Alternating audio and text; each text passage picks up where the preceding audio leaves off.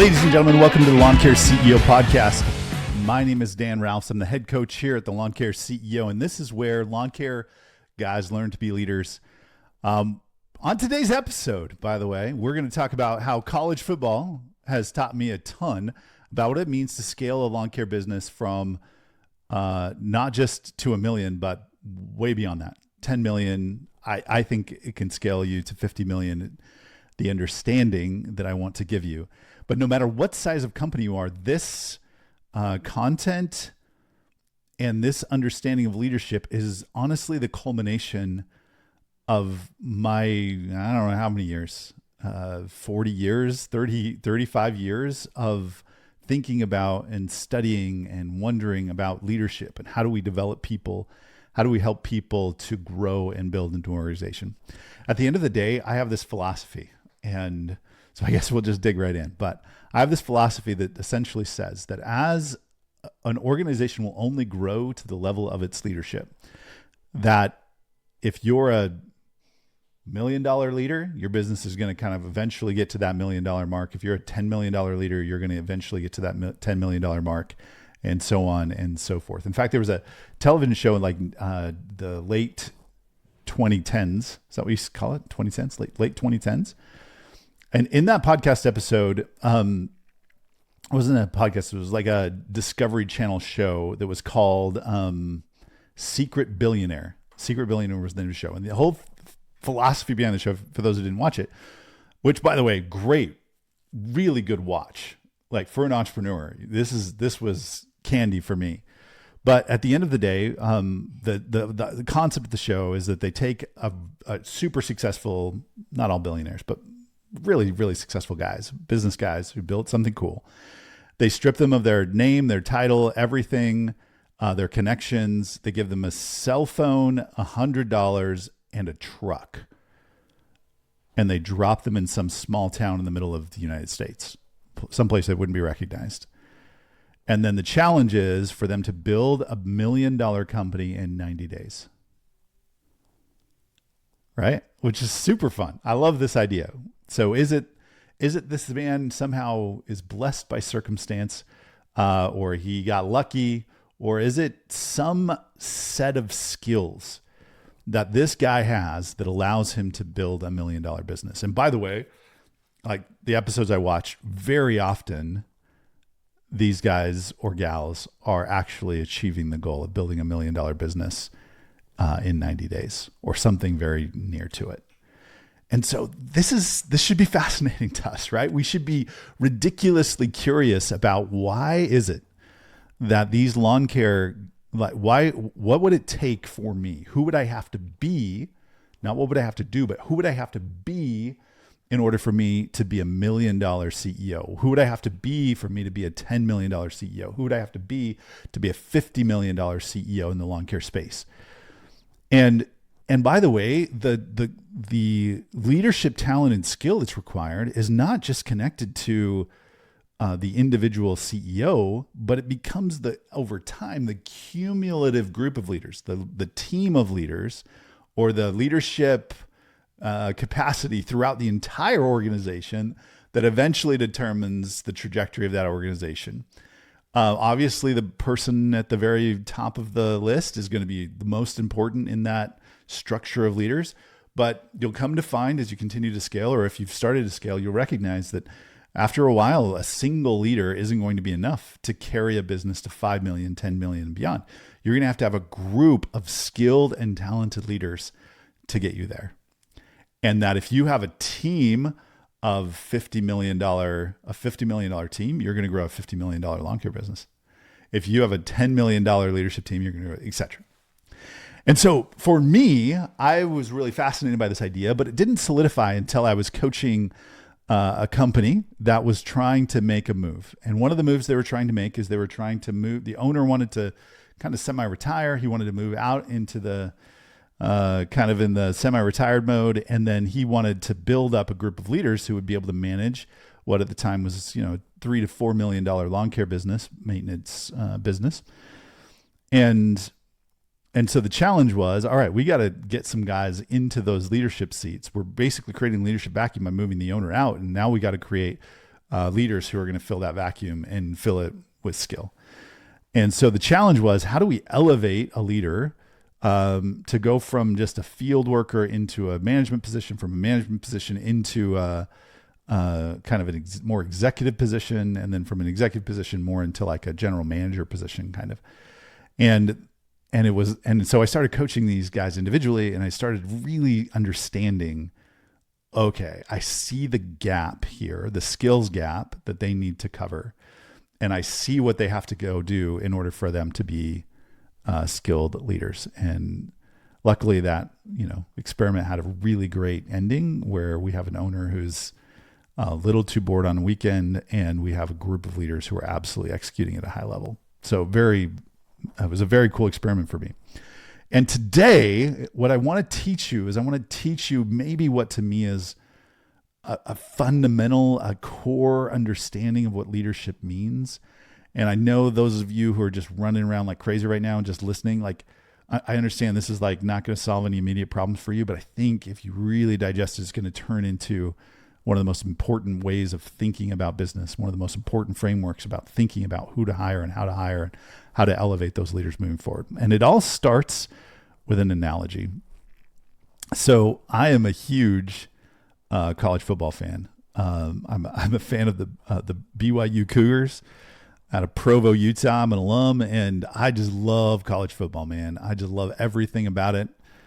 I could and have gotten lost on one of my favorite Saturdays in the recent history was me and my brother sitting on a couch in front of a giant TV watching college football all day. I just love everything about it. But it's a very competitive industry. It is one of the most competitive fields. Any level of professional sports is so ridiculously competitive. And those who get it right, those who figure it out, what you'll see is just a trail of outstanding leaders in that organization. But I think it's best for us to think about leadership through the lens of college football and what it takes for us to be a college football team to be wildly successful. And at the end of the day, that requires leadership at 5 different levels. And I want to talk about those 5 levels or 5 tiers of leadership, and I'll tag on a 6th at the end. But 5 tiers of leadership. I want to talk you through those 5 tiers of leadership. And if you want to scale an organization that's going to be really well run and staff create tons of accountability and culture and buy-in, but more importantly, if you want to win in your organization, you will need to, in some way or another, achieve and develop the 5 tiers, the skills that are entailed in the 5 tiers of leadership. And as I talk about these 5 tiers, don't think about them like positions, even though I'm going to relate them to positions. Think about them like skill sets. Like I know how to, do irrigation repairs. Like it's a skill set that is learned over time. But if you don't have that skill set and then you show up to an irrigation repair without the skill set, without being trained, without developing the skill set, dude, you're going to be a mess. Like it's not going to work out. And so often when we promote people within our organization, we're promoting them into positions that they've never had training. They don't have any skill. And as a result, they fail, not because they're not maybe capable, but because they're untrained. They're undeveloped as leaders. And so this is an effort to say, how do we develop ourselves as leaders and how do we develop everyone else? Okay. 5 tiers of leadership. Tier number 1. So who's in charge, think to yourself, who's in charge of college football, a college football organization? And we're going to use the organization, one of the most successful organizations, even though we all love to hate them. And that's the Alabama Crimson Tide, who won how many championships? Like 6 or 7 championships in a span of about 15 to 20 years. They were just absolutely dominant under Nick Saban. But who was in charge? Was Nick Saban in charge? No, there's some unnamed guy. And this unnamed guy, we call him the athletic director, is ultimately in charge. Like he could hire or fire Nick Saban. He might get lynched in the state of Alabama, but he could theoretically fire Nick Saban. So the athletic director is sort of the guy in charge. And I'm going to call this level of leadership the visionary level of leadership. Now, at each level of leadership, we all have, there's some skills that we have to develop, and then there's some responsibilities. Like, what's the job of that tier? And again, we have to develop some skills and then we have a job. But what's the job of the athletic director? Well, the job of the athletic director is fairly simple. Their job is to set the vision for the organization in such a compelling way that people want to follow. Can you imagine being an athletic director of a struggling college, and your job is to go out and just tell rich people to give you money? How compelling, how intriguing, how powerful does your ability to articulate a vision need to be for someone just to stroke you a multi-million-dollar check with zero promise of return other than we might win some more games? Do you understand that? In fact, the only time you really see the athletic director is when they're transitioning from one coach to another, typically in most schools. And when you see the athletic director, they're always talking about high-minded, high-principled, idealistic language. They show up with this kind of big talk. Because what their job is to set the vision, to create a vision that's really powerful. This previous cycle of college football coaching, Lane Kiffin was the hot new coach, right? Helped Ole Miss win a lot of games. And now it was like, all right, hot new coach is Lane Kiffin. And there were tons of teams who wanted Lane Kiffin to show up. Well, the athletic director at LSU figured out, okay, I can share a compelling enough vision with you, Lane Kiffin, that isn't just I'll pay you a lot of money, but let me show you how we're going to win national championships. We're going to become the new Alabama. I think the governor was involved. He was saying, listen, we've got your back in this new NIL era. We're going to make it happen. So the top tier of leadership is someone who is able to set a vision, not just any vision, but a vision that's so compelling that people will want to follow you as a result of the story you tell, of the craft you do. And so if you listen to our podcast for a little while, we talk about vision in three ways. We talk about the vision, the capital V vision, as having three parts. The first is purpose, why we do what we do. So Lawn Care CEO, it's like we do what we do because we want to help others to do more good in the world, to help the do-gooders do gooder. And that's, for me, a compelling vision. And we found that people are kind of attracted to that vision, like staff and employees are attracted to this idea of like, how do we help others to do more good in the world? And then that's really what this business is about. The second piece of the vision, and we call it mission, which is the 3-year strategic objective. It's like, all right, what are we going to go do over the next 3 years? This is what we're doing right now. This is the project, the main goal. In the case of a college football team, is like win a national champ. We want to win a national championship within the first 3 years. And then number 3 is the core values. It's the culture. It's the core values that we adopt. So as a visionary, I'm setting this kind of vision of like, and it may be a 3-year vision, maybe even a 10-year vision of like, this is what we're going to go build. This is what we're going to go create. And I've seen some outstanding visionary leaders within the lawn care space, but they're usually the guys that are like, yeah, it's cute that we want to go to 5 million, but I want to go to 50 million. I remember the first time I heard a lawn care business owner say 50 million, man, it lit me up. I was like, all right, let's go. Let's build something really cool. In fact, this whole framework is built in part because that leader said 50 million. I was inspired. And I asked myself the question, how do we build a leadership team that will allow us to do that? So step 1 is we have to become visionary leaders. The skill set here, oh, and by the way, the first job is for them to set the vision. Second job is for them to gather and organize resources that allow them to fulfill that vision. So their job is to make sure that whoever is below them has the resources that they need to go execute the vision. So athletic director's fundraiser. So what skills do we need in order to be able to set a compelling vision? These are like funny skills. These are not your typical skills. Great visionary leaders are articulate. Great visionary leaders have really high emotional intelligence. They recognize how to talk to someone in a way that moves them and inspires them. Great visionary leaders are able to, like I remember the story of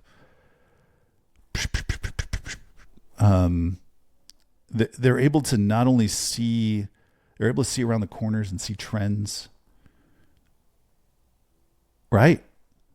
I mean, these guys are inspiring because they're inspired. And so these are all very soft skills. Not a lot of hard skills here other than maybe the financial piece. But they also understand that. They understand capital and investment, and they can read a P&L backwards and forwards.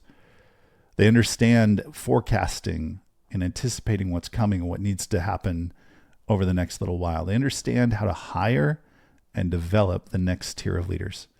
So I won't spend too much time here. We'll talk a little bit later on about how we develop skills of visionary leadership.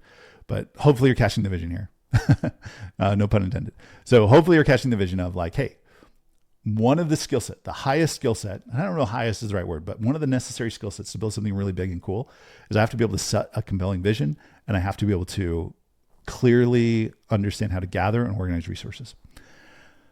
So athletic director. Now, every level of leadership, one of their jobs is to hire, train, and develop the level below them. I'm not a great visionary leader if I don't know how to hire, train, and develop the next tier of leadership. And the next tier of leadership is the head coach, the Nick Saban. And they are, in the parlance of business, they are the executive. Okay. So they're the executive. The head coach is the executive. And what's the job of the head coach in college football? The job of the athletic director is to hire a great head coach and gather a ton of resources by setting this compelling vision of where we want to go, what we want to be. The job of the head coach, though, what's that job? In fact, arguably one job. You can say it out loud in your truck. The one job is to win games. That's it. Period. End of story. Win games. You win games. We can forgive. We forgive a lot. We forgive a lot if you win games, but if you don't win games, we don't forgive anything. Okay. So literally you got one job if you're the executive. This is why, by the way, like their feet get held to the fire in a different way because there is a very clear objective and their job is to get there. I was watching, I want to say PJ Fleck. Is that his name? Yes. PJ Fleck is the University of Minnesota head coach, and he was training other coaches. And he put this in a beautiful way because the job of the executive is to win games, but the skill set that they develop is the ability to set standards and to create accountability around those standards. So they're able to identify for lack of a better word, what the KPIs are, what the standards are in both the standard of result that they're looking for and the standard of execution that they're looking for and the standard of culture that they're looking for and the standard of this is how we do things around here. So PJ Fleck, he was training these guys, these high school coaches probably, and he said basically there are three metrics that win games. He said we've researched and we've done a ton of deep dive research around what are the most important metrics in order for us to win games. So I could pause there and just say one of the characteristics of an executive is that they are numbers and data driven. Because they have to have standards, not just any standard. It has to be a standard that if executed will win. It has to be an executable standard that when they execute that standard, when the people live up to that standard, that we know that we are going to get the result. We're going to be able to fulfill the vision of our athletic director. And so he said there are three things that win us games after tons of research. Number one, turnovers. We got to win the turnover battle. On offense, we can't give turnovers. On defense, we need to create turnovers. Number two is explosive plays. On offense, we need to create explosive plays, and on defense, we need to avoid them. And then number three, I'm letting you guess in the car. He said number three is third down conversion rate. He said, so third down conversion rate, we got to win on offense. We got to lose. We got to prevent them from converting on third down on defense. He said, that's it. Those are the three things. He said, if you win those three stats, the metrics show that you'll win more or less 80% of your games. And then right? Everything he does is to say, we got to live up to the standard of winning those things because those things will allow us to win the game. So as a lawn care business executive, we have to get good at setting standards for what we expect of our organization. It can be standards as simple as we're on time. We show up in the morning on time. And if I'm saying that as a non-executive, I say, hey guys, would you mind being on time? But the executive, they got this little tone to them. They got this confidence to them. They have this force of will almost that just like, hey, we are not showing up late. And I'm going to set that standard right now. And I just let you know, hey, if you show up 2 minutes late, not okay. And you better believe that head coach is showing up on time. You better believe it. They're 100% showing up on time as well. And so at the end of the day, our job is to set the standard. And if I were thinking about it, where are we setting standards? We're setting standards in the KPIs and performance, and we're setting standards of culture and behavior. And that we get really clear about those standards. Like when Nick Saban was coaching at Alabama, he said, I never had the goal of winning a national championship. Now, I'm not sure I 100% believe that, but he never wrote it on a wall, never said our goal is to win a national championship. But this is what he did say. He said, our standard for everything we do is national champion caliber. In other words, we want to be best at every ounce of preparation. We want to be best in the weight room. We want to be best in our film study. We want to be the best. Is it national championship standard? Whether or not we win the national championship is inconsequential. Like some years we will, some years we won't. And a lot of years they did. But we're going to make sure that we set the standard that if you're here at Alabama, that you are ready and prepared. So the challenge of executive leadership, honestly, it is this kind of standard setting and then the holding of accountable, getting people to buy into those standards. But the challenge is at the end of the day, it is sort of a blank slate.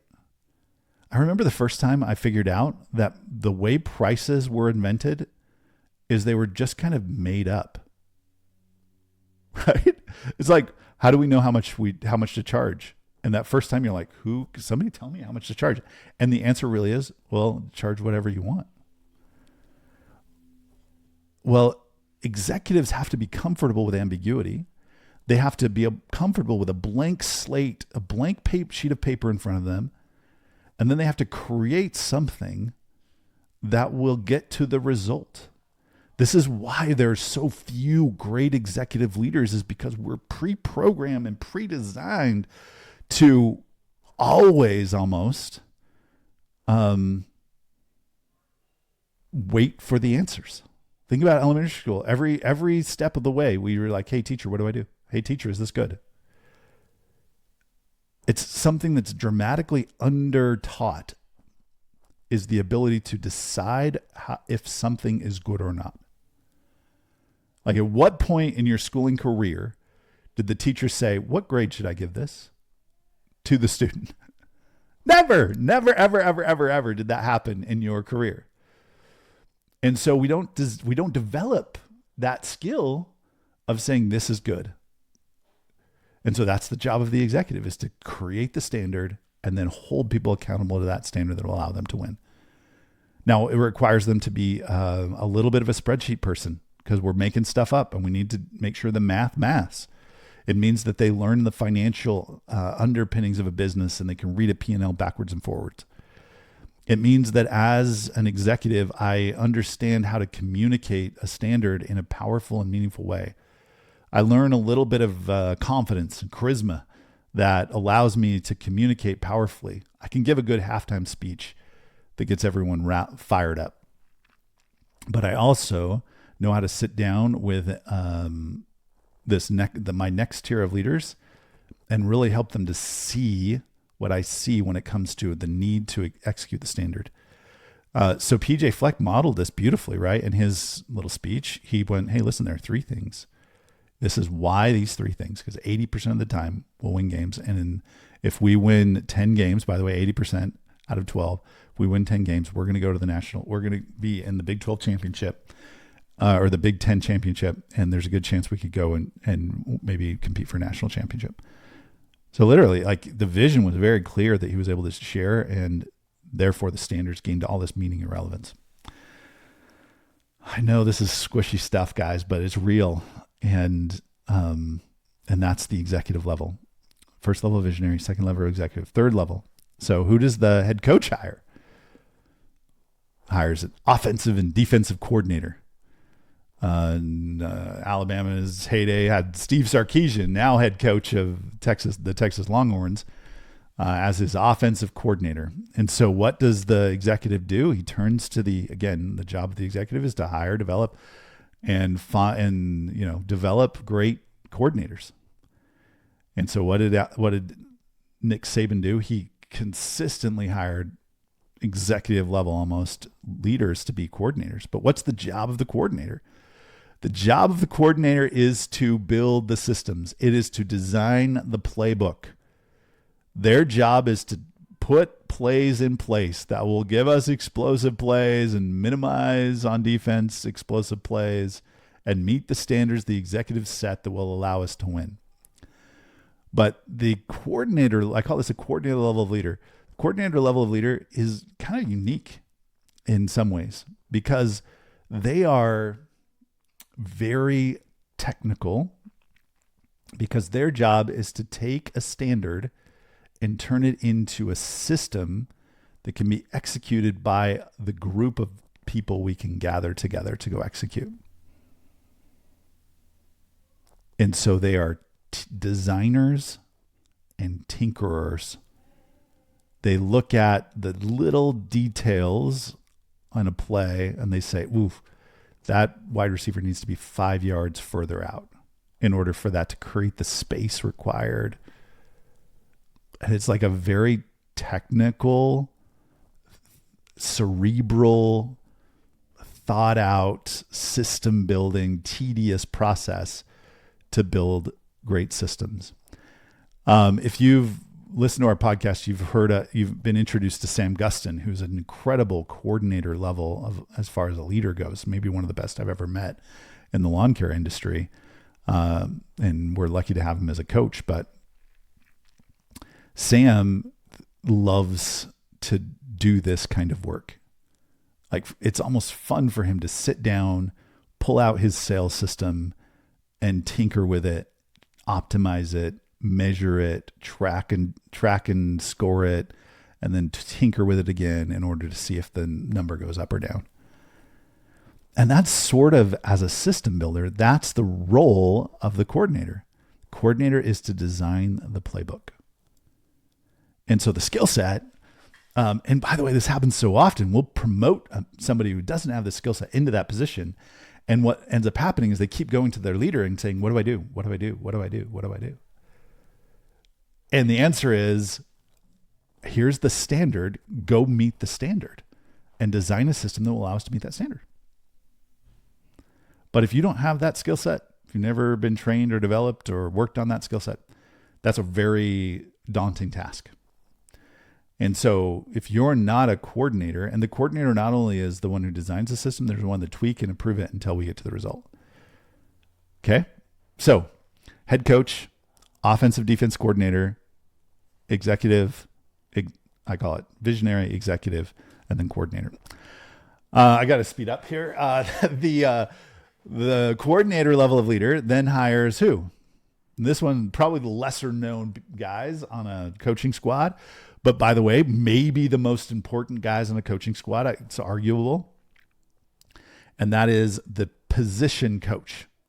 So every position gets a coach in major college football: safeties coach, linebackers coach, offensive line coach. What is the job of the position coach? The job of the position coach is to take the playbook, gather a team together, and lead them successfully to execute the playbook with a high level of excellence and consistency. So really where all the actual coaching and training is happening at this level that I call the manager level of leadership. the manager level of leadership. And so they are the ones that are like fired up and pumped up. Like, let's go. Right? Like they're the ones like grabbing guys by the face mask, pulling them over here, right? Like they're hands on. If you ever watch an offensive line coach, right? They're just like these big old burly dudes that know how to yell at guys and have mustaches. But their guys, the good ones, their guys are loyal to them and they will do what they've been asked to do by that leader.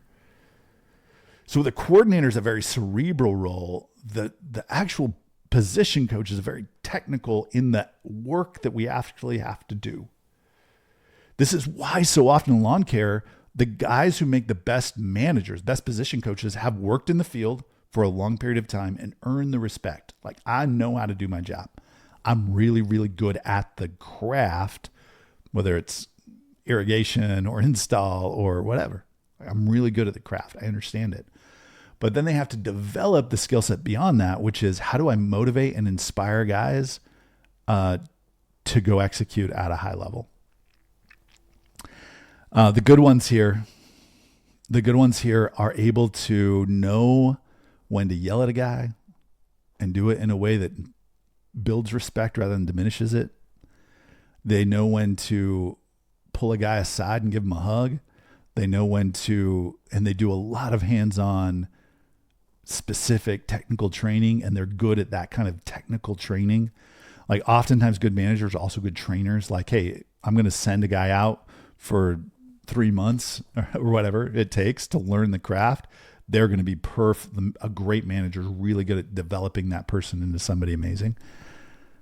And so the manager level of leadership, again, it's, can I run an awesome morning huddle that pumps guys up? Can I correct and hold someone accountable in the moment? This is where the hands-on hands leadership, eye-to-eye, knee-to-knee leadership happens, is in those, at that manager level. So think about this. And those are our 5 levels. I'll give you the final level. Those are 4 levels. The final level is the team level. So there's leadership at a team level.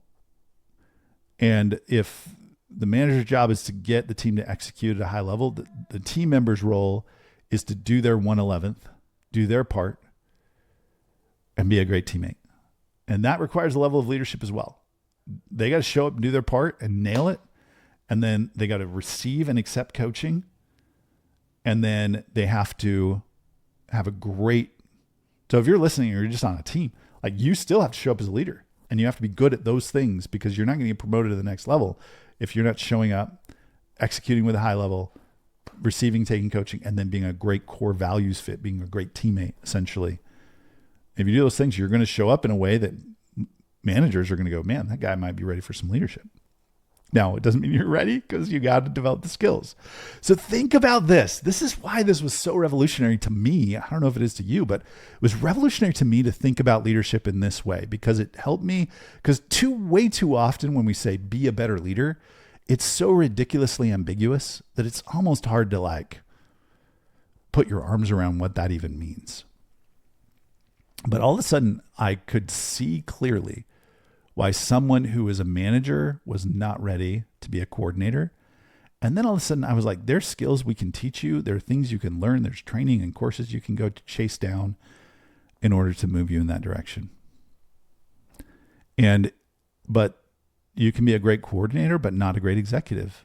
Those are the guys who have built great systems, but nobody really follows them because they haven't been able to set a standard and hold people accountable to that standard. Or a great executive that isn't a great visionary, maybe be able to get work done, but they just lack the vision to grow something really cool or really big.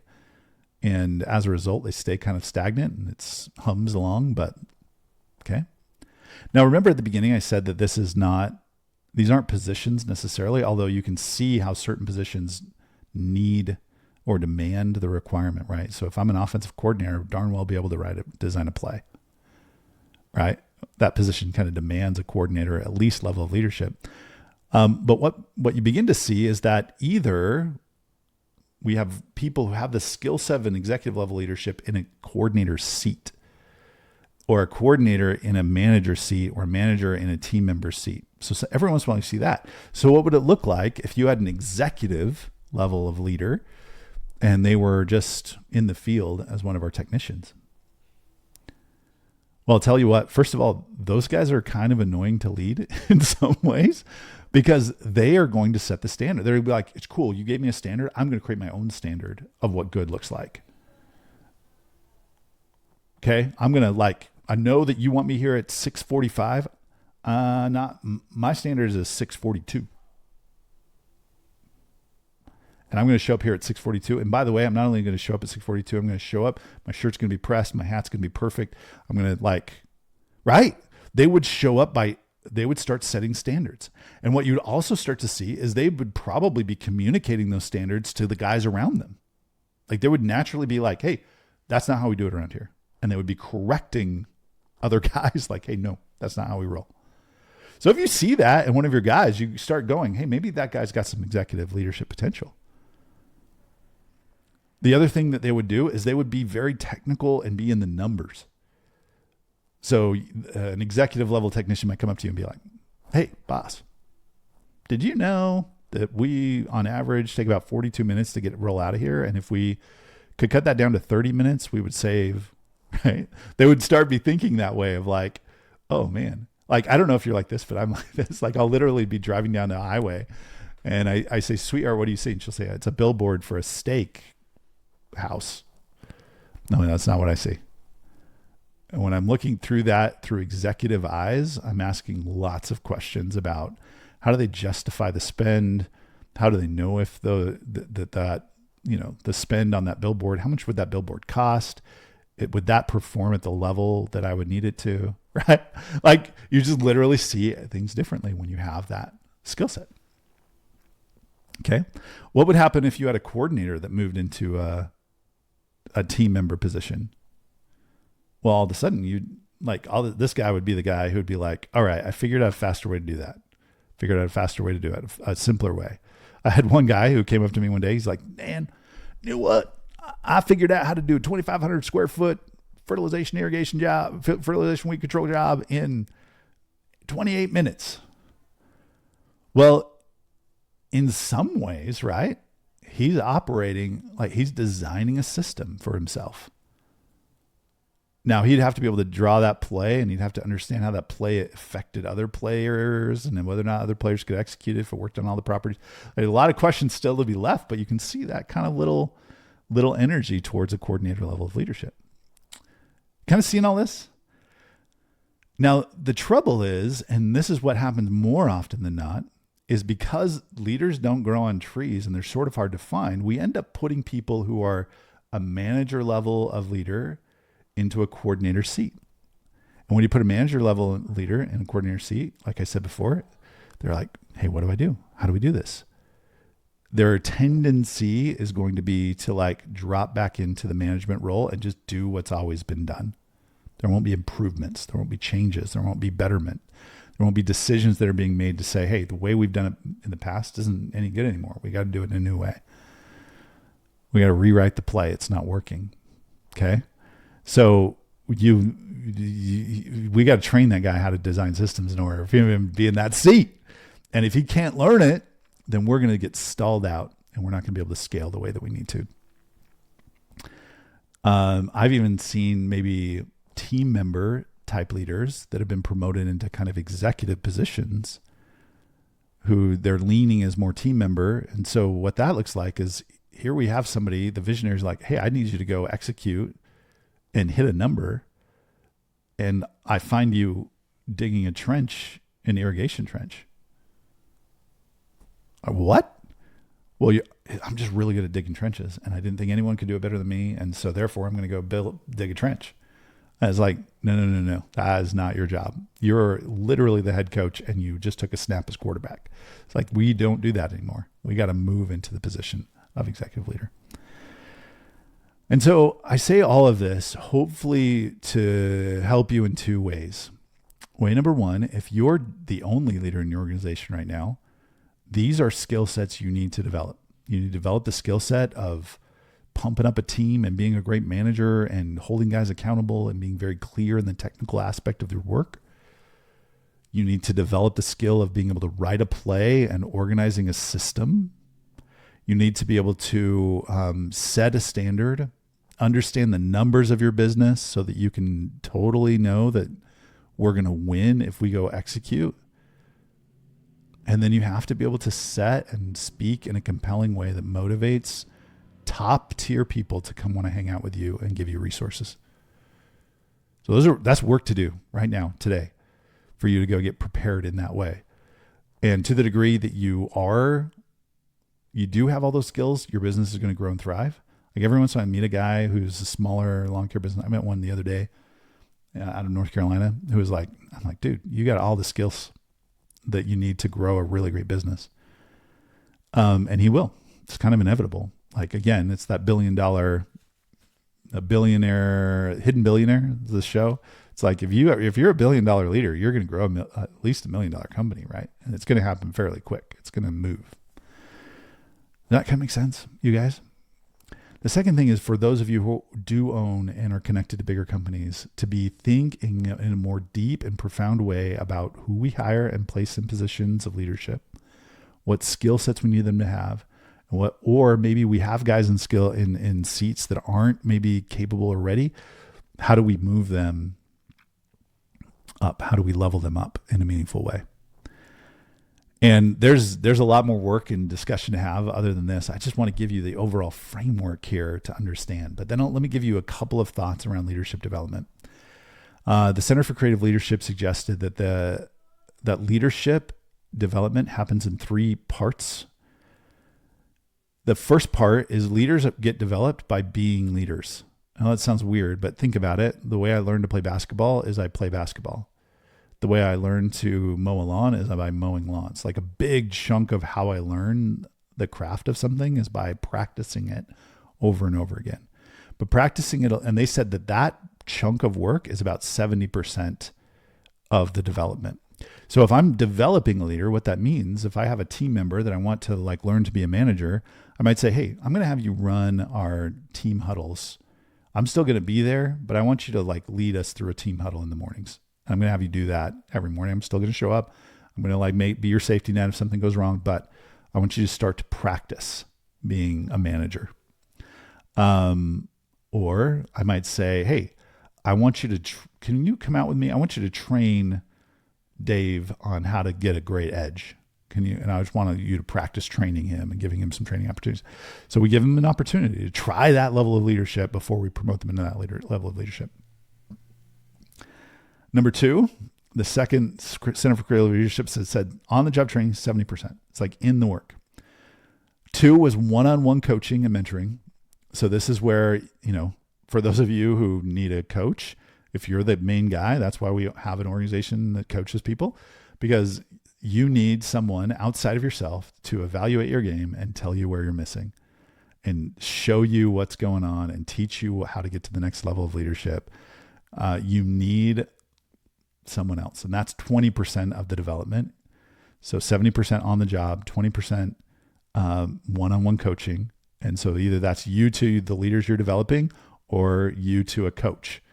And then number 3 is that last 10% of development is formal training. It's like reading books, listening to podcasts like this. But it's still, and it's an important part, but you have to have all 3 if you really want to develop into a leader. You have to have on-the-job experience. You have to have a coach, someone that's helping you one-on-one. And then you need that last 10% of just formal training and reading and developing the language of leadership is what we call it. And so, you should be nailing that 10%. You're listening to this podcast, so you're getting that portion, right? But the requirement is we have to continue to get the other 2 in one form or another. The last kind of thought on this when it comes to leadership development, and I could talk about this for hours and hours and hours. So if you're interested in learning more, just reach out to me by email and we can chat. But the truth of the matter is that at the end of the day, your team, your business will get stalled out, not by any factor other than the capacity for you to lead and the capacity of the guys around you, gals around you to lead as well. And I remember I had a client who said, so basically if we just had our primary objective as leadership development, that would lead to maybe the best results. And I wasn't sure I should say yes, but I was like pretty close, because think about it. There's a Dan Sullivan wrote a book that we've referenced a lot called Who Not How. It's like you get the right guy in the seat and those problems all go away. Like, can you imagine we had, I don't know, it's hard to name great leaders now, but we got Elon Musk and Donald Trump and we got Barack Obama in a room together and we hired them all to be on our lawn care team. Do you think our business would stay small very long? No. Right? They literally would like be practicing extreme levels of leadership to like blow this thing up. Right? And that's like the spirit of it, is that, dude, like if we got the right group of leaders together, this is going to turn into something massive. And the only scary part is that if I'm supposed to lead it all, I have to be ready to hire a Donald Trump and a Barack Obama and an Elon Musk or a Jeff Bezos or whoever else is a great leader, right? Or a Nick Saban.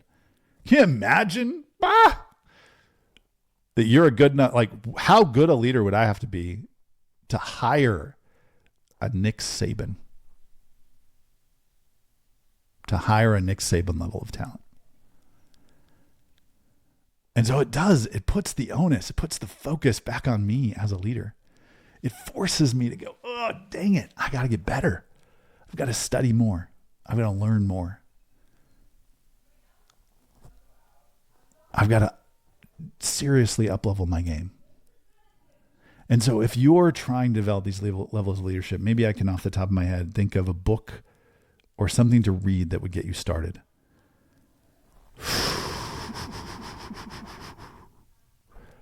For visionary leadership, that's a tough one.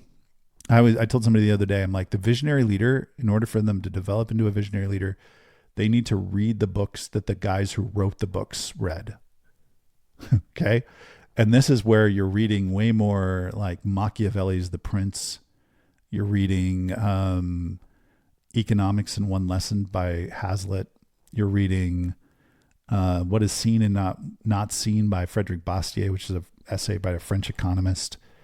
You're reading C.S. Lewis. You're reading these guys, right? Because what we're trying to do is we're trying to be able to see around a corner. We're trying to see where no one's seen before.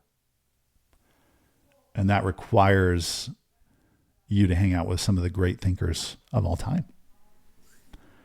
Executive level leaders. I love Charlie Munger's book, sort of a snooze. It's on my book, but Poor Charlie's Almanac, where he talks about mental frameworks, mental models he was making decisions around. It's a really great way of thinking about it. I think The Great Game of Business is an interesting book that would be for an executive level leader. The coordinator level is a little tougher.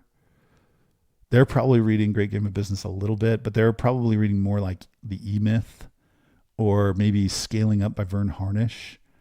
I find there are fewer books talking about system building. They're probably out there. I had one leader who went and got Six Sigma certified, which is a systems building framework. Manager level of leader, this is where we're reading things like The Fish Philosophy. We're reading books like The Anatomy of Peace or Leadership and Self-Deception. We're reading books like Multipliers. Okay. So there are great books out there that can like plug into those if those are things you need to do and develop. So again, that's that 10% where it's like learn, get comfortable with the language and start applying it in that 70% of time that you have to work. You guys, I'm just kind of a leadership nerd at heart at the end of the day. And I apologize if this is way too leadership nerdy for you, but I really, really do think that at the end of the day, great leaders will learn to develop people into these levels of leaders, help them develop and figure out the skill set. And those, rare $30 and $50 million leaders will become outstanding visionaries that lead powerful executives. And those executives will have coordinators that design and update and improve systems on the daily. And then there'll be managers, these like heart and soul guys that just pull the very best out of our team, and that will be able to hire and attract killer team members. That's the formula for infinite scale. I hope that's where you're headed. If it is, this was a great podcast. Ladies and gentlemen, thank you for listening. Thank you for listening to my little pet project, my little pet philosophy that I really think has some legs as you apply it in your business. Thanks again for being a part of our tens of listeners. And as always, go do more.